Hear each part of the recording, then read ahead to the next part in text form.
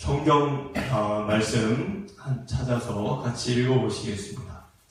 히브리서 10장 19절에서 20절 두 구절의 말씀을 같이 우리 읽어보시겠습니다. 히브리서 10장 19절, 20절 우리 한 목소리로 읽어보시겠습니다.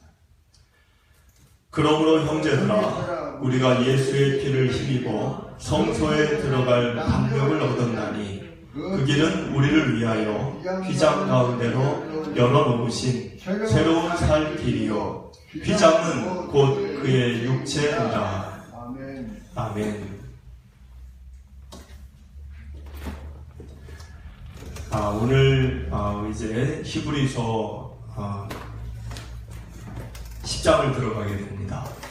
날씨가 이제 비도 이제 그치고 완연한 봄, 그런 덥지도 않고 춥지도 않은 5월, 여러분들이 더워지기 전에, 장마가 오기 전에 이 봄을 잘 만끽하시고 누리시고 또 좋은 추억도 쌓으시고 그렇게 지내셨으면 좋겠습니다.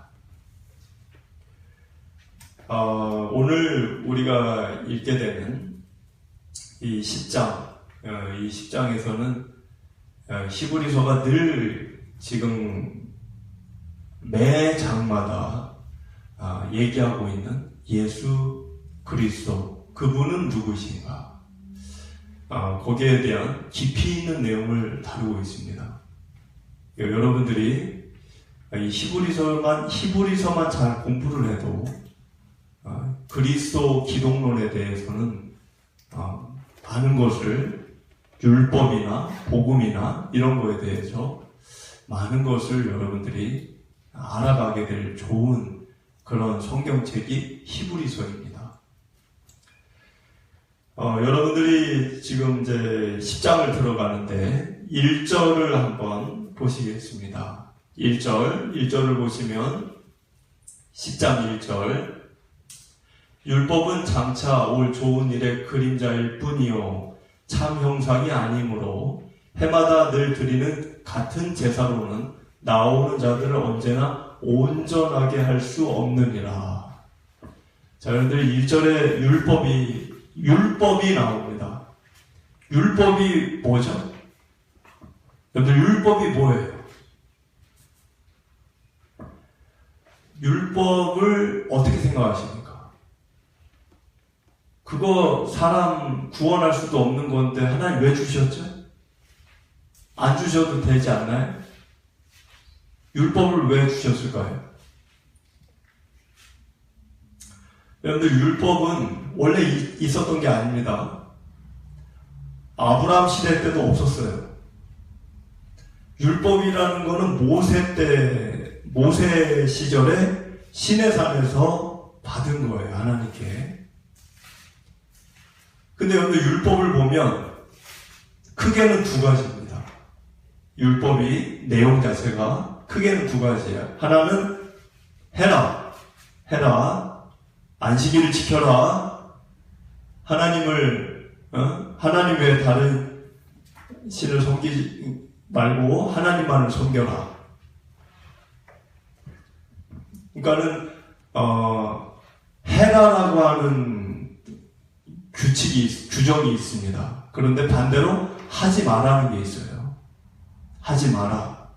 그러니까 율법은 크게 두 가지예요. 해라와 무엇을 해라, 안 하면 죄가 되는 거예요. 그리고 무엇을 하지 마라, 그걸 하면 죄가 되는 겁니다. 그러면 여러분들이 이렇게 좀 깊이 생각을 해야 되는데, 하나님이 율법을 왜 주셨을까? 율법을 지키면 하나님의 자녀가 되나요? 제가 이렇게 한번 질문해 볼게요. 율법을 지키면 하나님의 자녀가 됩니까? 율법을 다 지키면 하나님의 자녀가 되냐는 거예요. 그러니까 이 말에 여러분들이 고개가 끄덕거리면은 이제 조금 잘못 알고 있는 겁니다. 이렇게 얘기를 드릴게요. 여러분들 자녀가 있죠? 집에 자녀가 있죠? 자녀가 내 자녀가 되는 게 먼저예요? 아니면 그 아이가 부모를 공경하고 거짓말하면 안 되고 엄마 아빠 돈을 훔쳐가면 안 되고 밖에서 외박하면 안 되고 집에 밤늦기 전에 들어와야 되고 이런 규칙이 먼저입니까? 아니면 자녀가 된 게 먼저입니까? 그러니까 여러분들이 하나님이 우리에게 율법을 주신 이유를 지금 제가 말씀드리는 건데, 율법을 지키면 하나님의 자녀가 되는 게 아니에요. 그게 아니고, 먼저는 자녀가 된 거예요. 먼저는 하나님의 자녀가 된 거고, 그럼 율법은 왜 줬느냐? 내 자녀가 됐으니까, 내 자녀답게 살으라고 준 겁니다. 여러분들 부부관계가 총각 처녀일 때는 이 사람 저 사람 만나도 되죠. 그렇죠? 이 남자 만났다가 저 남자 만났다가 남자친구를 여러 번 바꿔도 되죠. 결혼하기 전에는 그게 법적으로 문제가 없죠. 근데 결혼을 하고 나서 이 사람 저 사람 만나면 그게 법적으로 문제가 될 수 있죠. 이혼 사유가 되겠죠. 그러니까 부부라고 하는 관계가 형성된 게 먼저예요? 아니면 딴 사람 만나면 안 되고 가장이면 가장의 역할을 해야 되고 아내면 아내의 역할을 해야 되고 그런 규칙이 먼저예요? 아니면 부부라고 하는 관계가 먼저예요? 부부라고 하는 관계가 먼저 맺어졌고 그 다음에 우리는 부부니까 당신은 아내고 나는 남편이니까 해야 될 일과 규칙이 생긴 거죠. 율법을 지키면 하나님의 자녀가 되는 게 아니고 먼저는 하나님의 자녀가 내가 된 거고 하나님의 자녀가 됐기 때문에 하나님께서 너는 내 자녀니까 나의 자녀니까 내가 거룩하니 너희도 거룩하라. 내가 거룩하니까 너희도 거룩해야 된다. 그래서 주신 게 율법입니다.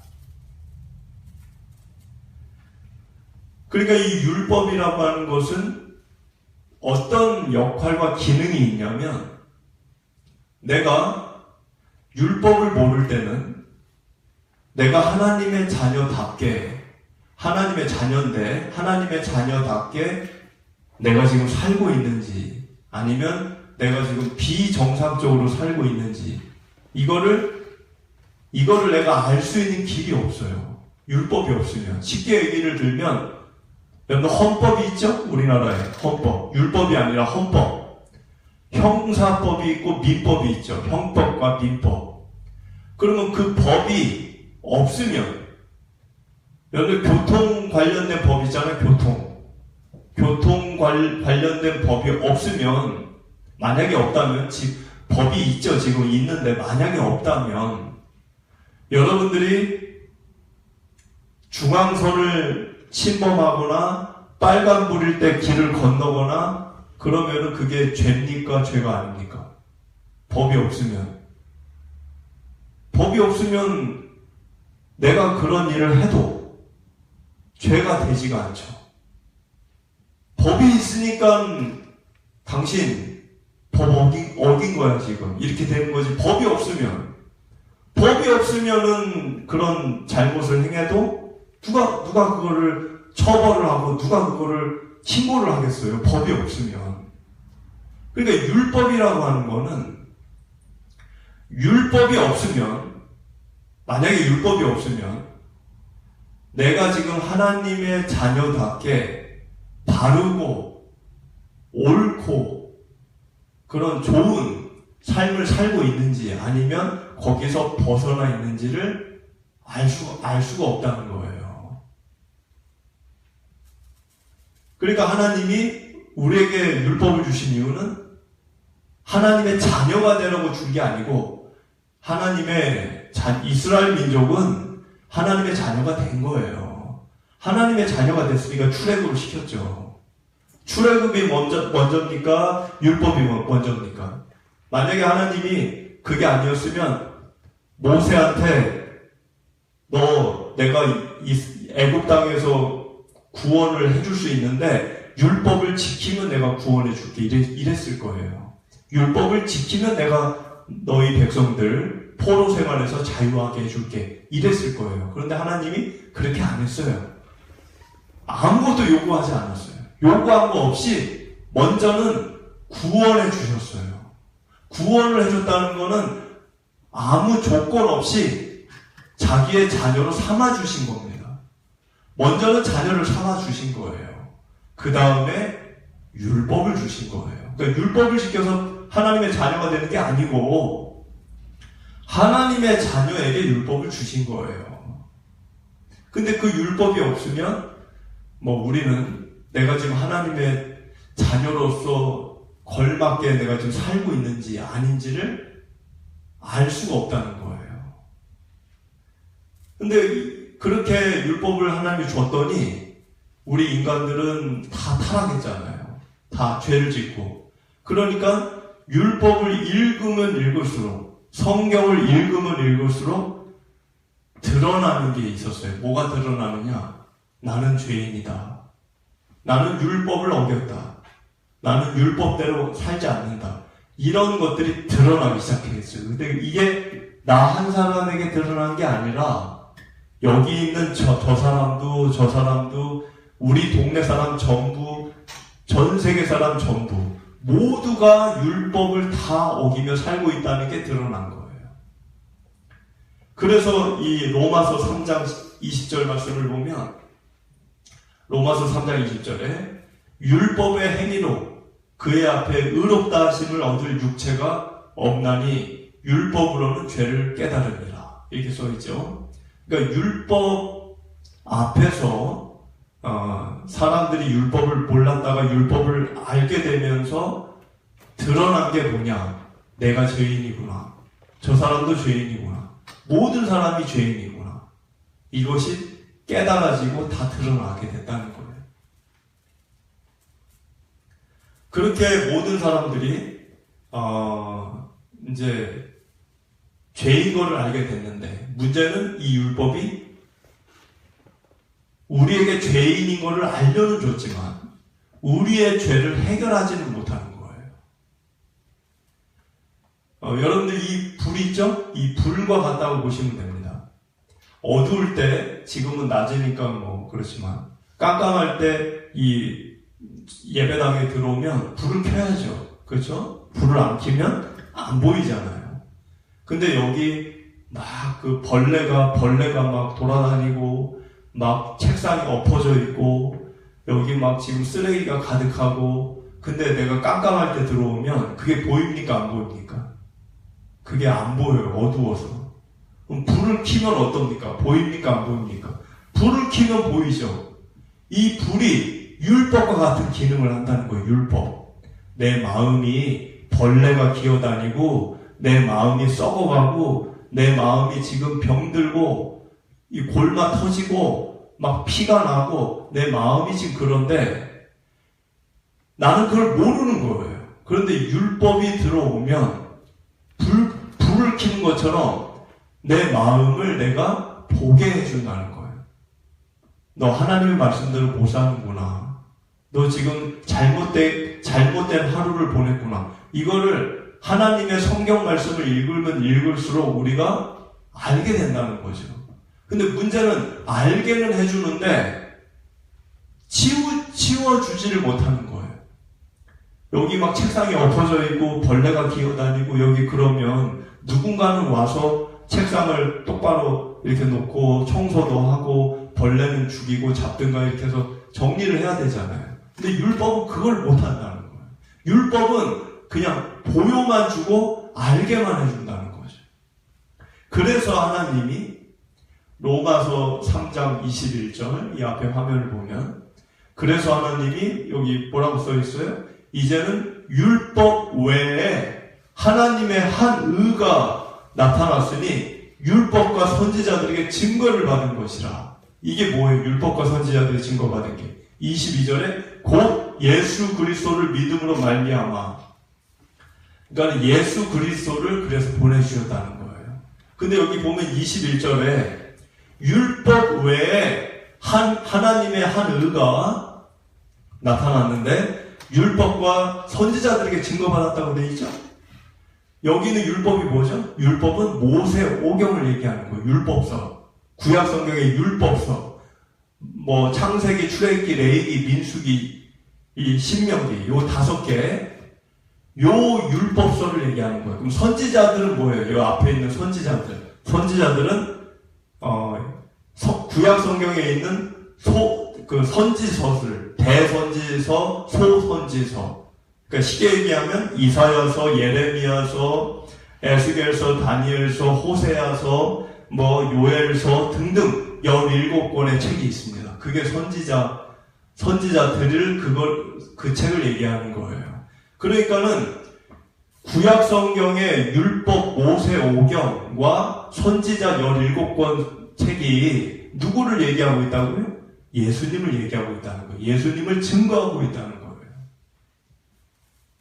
그러면 이 율법서라고 하는 창세기, 출애굽기, 뭐 민수기, 신명기 이 5권의 책. 이 5권의 책에는 뭐가 나옵니까? 율법이 있죠? 율법이 나와요. 신명기나 뭐 레위기나 이런 거 보면 율법이 나와요. 성경에 율법이 어디 나옵니까? 레위기에 나오고 신명기에 나오죠. 그럼 그 율법의 내용이 뭡니까? 제사법이 있고 도덕법이 있고 의식법이 있어요. 3가지로 구분돼요. 율법은. 그럼 제사법은 뭡니까? 제사법이 속죄 제물을, 희생 제물을 잡아서 그 두 염소를 지난번에 설명드렸죠? 한 염소는 이제 죄를 전가시켜서 광야로 내보내고 한 염소는 죽여가지고 잡아서 그 피를 지성소에 있는 그 뚜껑, 언약궤 뚜껑, 속죄소라고 하는 그 위에다가 붓는다 그랬잖아요. 그러니까 이런 내용이 율법에 나와 있다는 거예요. 율법의 제사법에. 근데 이 제사법은 실체입니까? 그림자입니까? 히브리서가 얘기하는 거는 진짜가 아니고 그림자라고 얘기했어요. 장차 오실 예수님이 십자가에서 우리를 위해 그 염소처럼 죽임을 당해 피를 흘릴 우리를 대신해서 죽임을 당하는 그 일에 대한 그림자라고 얘기했어요. 그래서 오늘 여러분들이 읽은 1절에 보면 그게 써 있습니다. 본문 1절에 뭐라고 써 있죠? 율법은 장차 올 좋은 일의 그림자이다. 이렇게 되어 있죠. 그렇게 써 있잖아요. 지금 1절에. 이 진짜는 아니에요. 율법에 나와 있는 제사법은 장차 오실 예수님을 여러분들 그 예고 프로 알죠? 영화를 상영하기 전에 예고편이에요. 예고편. 그럼 이제 본방이라고 그러죠. 본방. 본 영화가 상영하는 거는 이제 육신을 입고 예수님이 오셔서 시작이 되는 겁니다. 자, 그런데 2절, 3절, 4절을 보면 2절, 3절, 4절에 보면 그렇지 아니하면 이렇게 시작이 돼요. 2절에. 그렇지 아니하면이라는 게 무슨 뜻일까요? 그렇지 않는다. 그러니까 1절을 읽으시면 돼요. 1절에 마지막에 제사로 나오는 자들은 언제나 온전하게 할 수 없다. 1절의 끝이 그렇게 되어 있죠? 그러니까 제사는 사람을 온전하게 할 수 없다는 거예요. 제사는.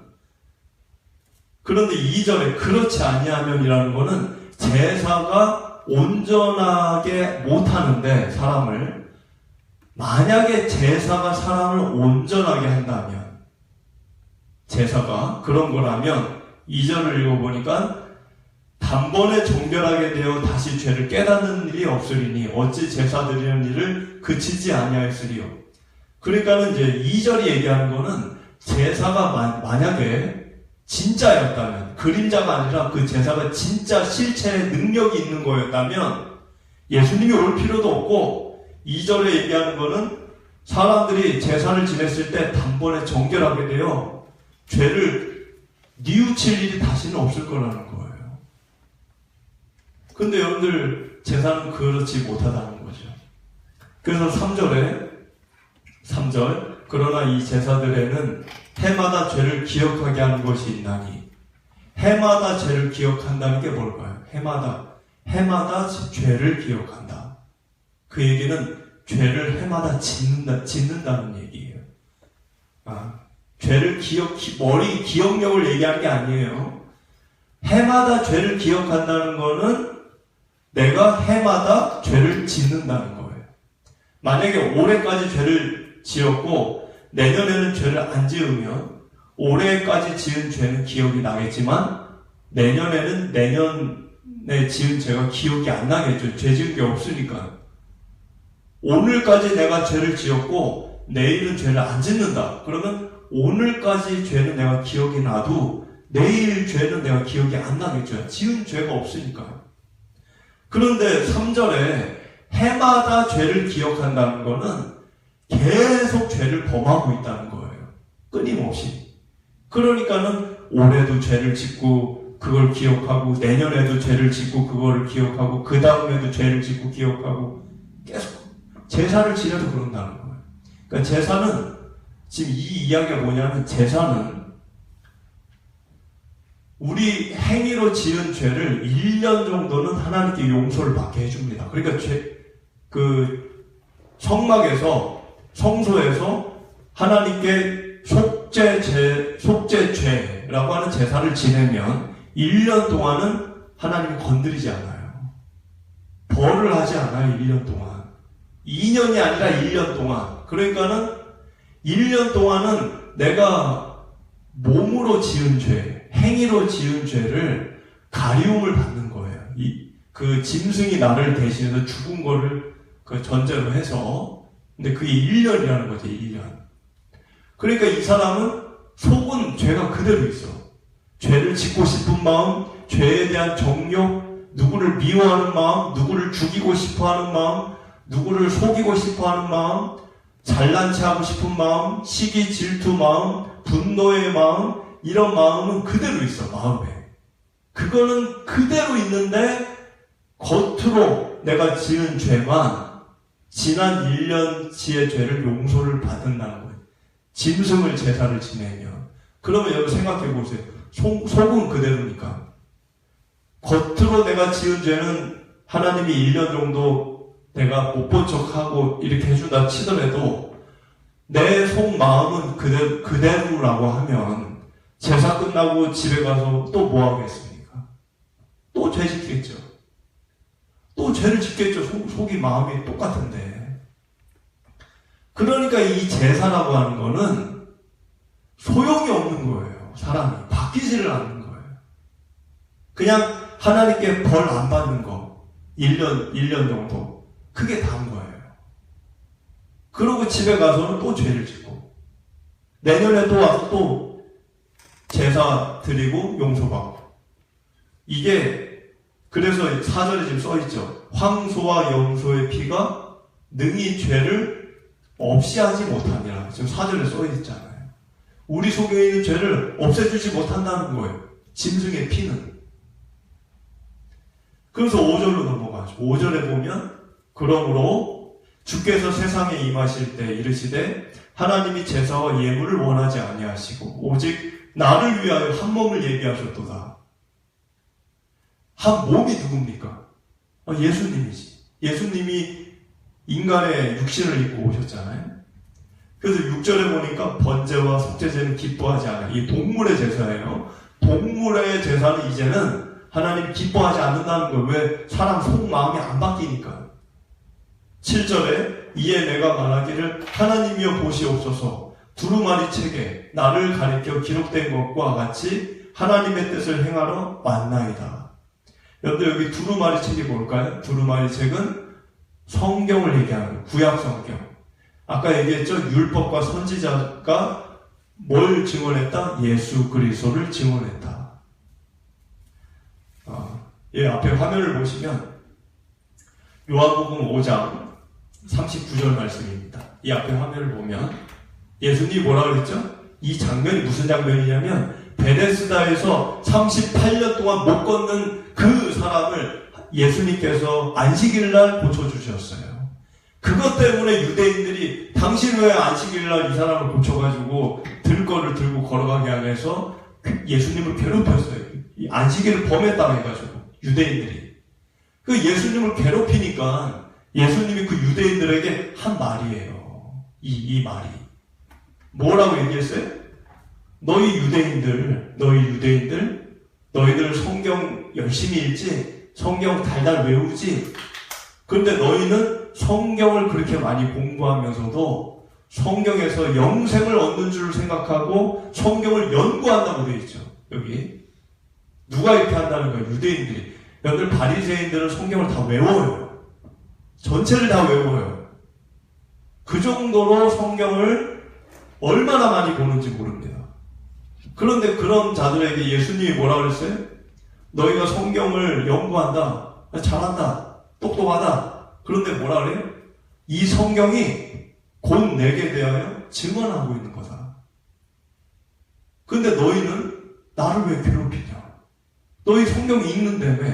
그 성경이 나에 대하여 기록하고 있는데 왜 나를 괴롭히냐? 내게 오기를 원하지 않는 것도 40절이에요.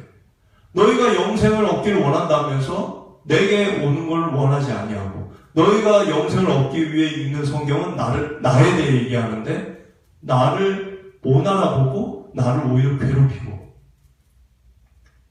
그러니까 여러분들 예수님이 한 얘기가 뭐예요? 여기 있는 성경이 신약 성경이 아니고 예수님 당시에는 신약 성경이 없으니까 창세기부터 말라기까지의 구약 성경을 얘기하는 거예요.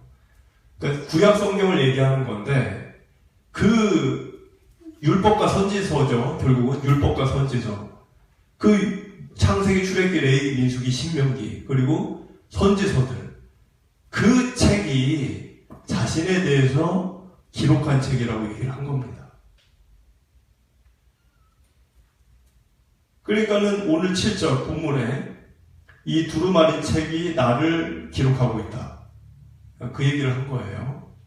그래서 8절을 넘어가면 위에 말씀하시기를 주께서는 제사와 예물과 번제와 속죄제는 원하지도 아니하고 기뻐하지도 아니하신다 하셨고 그 후에 말씀하시기를 보시옵소서 내가 하나님의 뜻을 행하러 왔나이다 하셨으니 그 첫째 것은 패하심은 둘째 것을 세우려 하시니라. 그런데 예수님이 첫째 것을 패하고 둘째 것을 세우려고 왔다는 거죠.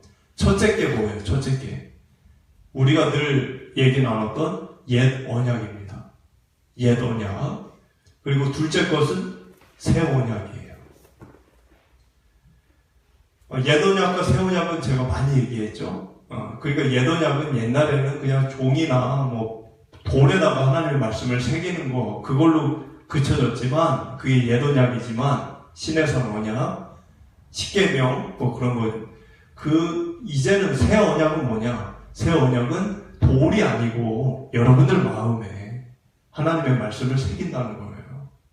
지울 수 없게. 누구도 못 지우죠. 여러분 마음에 새겨진 마음을 누가 지우겠어요? 그 일을 누가 하셔요? 성령님이 하시는 거지. 그래서 그게 새 언약이에요. 그게 둘째 거예요.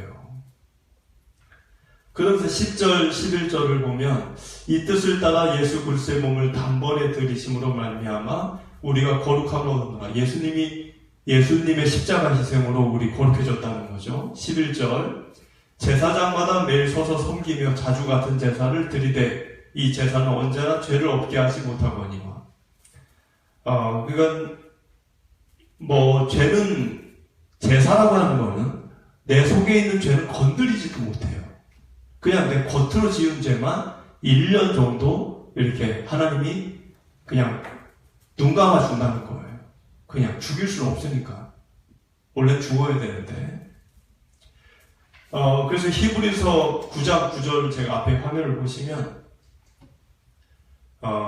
여기 9장 9절에 뭐라고 써있죠? 이 장막은 현재까지의 비우니 이에 따라 드리는 예물과 제사는 섬기는 자를 그 양심상 온전하게 할 수 없다. 여기 있는 장막이 뭡니까? 구약에 있는 짐승을 잡아 죽이는 속막을 얘기하는 거예요. 속막. 그러니까 그 속막에서 짐승을 제사장들이 잡잖아요. 근데 그 잡는 제사장도 마음이 더러운 상태 그대로라는 거예요. 아니, 제사장이면은 성직자인데, 여기 지금 써있잖아요. 성직자, 섬기는 자를 그 양심상 온전하게 할 수 없다. 뭐가? 제사가. 그만큼 이 제사라고 하는 거는 사람의 속마음을 만지지를 못해요. 건드리지를 못해요. 사람이 안 바뀌는 거죠. 그러면서 이제 12절, 오직 그리스도는 죄를 위하여 한 영원한 제사를 드리시고 하나님의 우편에 앉으사 13절, 그 후에 자기 원수들을 자기 발등상이 되게 하실 때까지 기다리시나니. 예수님은 단 한 번의 제사를 드렸다는 거. 왜 그랬다고 제가 설명드렸죠? 지난번에 예수님은 영원한 생명을 갖고 있어요. 물론 마귀도 영원한 생명이 있습니다. 마귀도 영원해요. 마귀가 죽는 게 아니에요. 마귀도 영원한 생명이 있고 예수님도 영원한 생명이 있었는데 둘 차이가 뭐예요? 예수님은 죄가 없어. 그러니까 영원한 생명이 있으면서도 죄가 없는 분이 사람들의 죄를 위해 대신 죽었잖아요. 뭘 드리신 거예요? 자기의 영원한 생명을 인류를 위해 던진 거예요. 그것 때문에 영원한 제사가 된 거예요. 영원한 생명이 담보가 됐기 때문에. 근데 짐승은 어때요? 영원한 생명이 없어요. 그러니까 1년밖에 안 돼. 짐승으로 우리가 구제를 받을 수 있는 기간은 딱 1년이에요. 근데 예수님은 영원한 생명. 그럼 인간이 대신 죽으면 안 되나? 근데 인간이 죽으면 인신제사잖아요. 하나님 그건 원하지 않아요. 사람을 갖다 잡아 죽이면 하나님 그런 거는 절대 원하지 않죠. 그러니까 짐승으로 대체를 한 거예요. 사람을 사랑하시는데 사람을 그렇게 하실 일은 없는 거죠. 근데 예수님이 그렇게 해서 13절에 뭐라고 써있죠? 그 후에 자기 원수들. 예수님이 얘기하는 여기 자기 원수는 누굽니까? 마귀 권세를 얘기하는 거예요. 사탄. 근데 그 사탄이 자기 발등상이 될 때까지. 발등상은 뭐죠? 발을 올려놓는 상이에요. 우리가 이제 발을 올려놓는 상. 요즘은 그런 거 잘 안 쓰지만. 그러니까 이 마귀를 발등상이 하게 한다는 거는 자기 발 아래 두겠다는 거예요. 마귀 위에 발을 얹히겠다는 거죠. 네. 그게 언제입니까? 지금은 아직 그게 이루어지지 않았어요. 그게, 성경을 보면 그게 언제 이루어지냐면, 최후의 심판 때 그 일이 일어나는 거예요. 그러니까 여러분들은 아직까지 공중의 권세 잡은 마귀 속에 지금 괴롭힘을 당하며 살고 있는 겁니다. 아직은 그게 자유하니까, 마귀가. 14절을 보면, 그가 거룩하게 된 자들을 한 번의 제사로 영원히 온전하게 하셨느니라. 예수님이 이 땅에 오신 이유는 하나님과 우리 관계를 화목하게 하기 위해서입니다. 그 일을 위해서 자신의 영원한 생명을 던지신 거예요. 죄도 없는 분이. 15절을 보면 또한 성령이 우리에게 증언하시되 16절 주께서 이르시되 그날 후로는 그들과 맺을 언약이 이것이라 하시고 내 법을 그들의 마음에 두고 그들의 생각에 기록하리라 하신 후에 이게 새 언약이죠. 16절이 그날 후로 그들과 맺을 언약, 앞으로 맺을 언약, 이게 새 언약이죠. 법을, 하나님의 말씀을 그들의 마음과 생각에 새기겠다는 거죠. 17절, 18절 또 그들의 죄와 그들의 불법을 내가 다시 기억하지 아니하리라 하셨으니 이것들을 사하셨은즉 다시 죄를 위하여 제사 드릴 것이 없느니라. 여러분들, 인간은 하나님께 지음받은 창조물이죠. 그래서 하나님이 인간을 지을 때 하나님으로만 행복하게 만들어 놓으셨어요. 생명을 얻게 하셨어요. 하나님이 없으면 우리 죽습니다. 그러니까 지금 우리가 살고 있는 거, 지금 교회 안 다니고 하나님이 안 믿는 사람들이 살아있는 것도 다 하나님의 사랑 때문이에요. 아직 하나님이 사랑하시는 거죠. 그런데 그런 인간들이 이제 아담과 하와로 인해서 죄를 짓고 타락하고 하나님을 떠나고 하나님으로부터 독립하고 자존하려고 하고 하나님 내버려 뒀어요.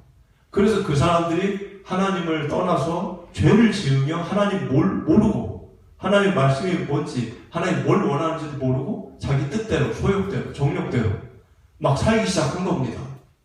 그런 인간들에게 찾아온 게 뭐예요? 그게 사망입니다. 앞으로도 우리는 그 사망을 보고 경험하고 내가 또 그것을 체험하며 살겠지만 수천 년 동안 이 사망은 인류를 지배해왔고 앞으로도 지배할 겁니다. 그런 인간들에게 그냥 내버려둬도 돼요. 근데 그런 인간들에게 찾아오신 분이 예수님이셨다는 겁니다. 19절, 20절 그러므로 형제들아 우리가 예수의 피를 힘입어 성소에 들어갈 담력을 얻었나니 그 길은 우리를 위하여 휘장 가운데로 열어놓으신 새로운 살 길이요 휘장은 곧 그의 육체니라. 그런데 휘장 이야기가 왜 나올까요? 그런데 예수님이 십자가에서 죽으실 때 마지막으로 한 말이 뭔지 아십니까? 죽기 전에 육체가 사망하시기 전에 그게 이 앞에 있는 말이었죠. 다 이루었다. 요한복음 19장 30절 이 말을 하고 돌아가셨어요. 그러니까 다 이루었다. 그런데 이 다 이루었다는 말이 무슨 말일까요? 테텔레스타이 이게 히브리어로 테텔레스타이인데 다 이루었다. 이 말의 뜻은 내가 지불할 거를 다 지불했다. 그러니까 여기 영수증 물건을 우리가 값을 지불하죠. 물건을 사고 값을 지불하고 영수증을 받죠. 그 영수증에 이제 서명을 하게 돼 있어요. 서명. 여러분들 카드 결제할 때 서명하시잖아요. 그 서명이라는 게 뭡니까? 내가 이거를 지불을 완료했다는 증거 자료예요. 지불을 다 했다. 지불을. 예수님이 죽으시기 전에 이 말을 하는 거는 인간들의 죄의 값을 다 지불했다는 거예요. 내가 이제 죽으면서 모든 값을 완부를 했다는 거예요. 그러니까 우리가 19절에서 얘기하는 담력을 갖는 겁니다. 무슨 담력? 하나님께 나아가는 것에 자격을 내가 갖고 있다는 어떤 그런 담대한 마음을 갖고 하나님 앞으로 간다는 거예요. 왜? 죄의 값을 다 완부를 했기 때문에. 완전히 다 지불을 했기 때문에. 오늘 누가복음 이 23장 45절 여기는 좀 띄우질 못했는데 누가복음 23장 45절을 보면 예수님이 죽으실 때 성소와 지성소 사이에 있는 휘장이 그 두꺼운 휘장이 위에서 아래로 찢어졌어요. 그때 그 예수님의 몸이 찢어지실 때 예수님의 몸이 십자가에서 찢어지실 때 휘장도 찢어졌다는 거예요. 그리고 사람들이 주님께 나아가는 걸 가로막았던 그 모든 것들이 이제는 열려지게 된 겁니다. 그리고 누구든지 이제는 예수님의 이름으로 하나님께 나아갈 길이 열린 거예요. 그 사랑의 결과, 그 주님의 사랑의 결과가 바로 이 교회입니다. 이 세상에 있는 교회들이 그 주님의 찢어진 육신의 사랑의 결과물들이에요. 그래서 교회의 머리를 예수님이라고 하는 거죠. 우리가 그 주님의 사랑을 잘 간직하고 소중히 갖고 가기를 바라봅니다.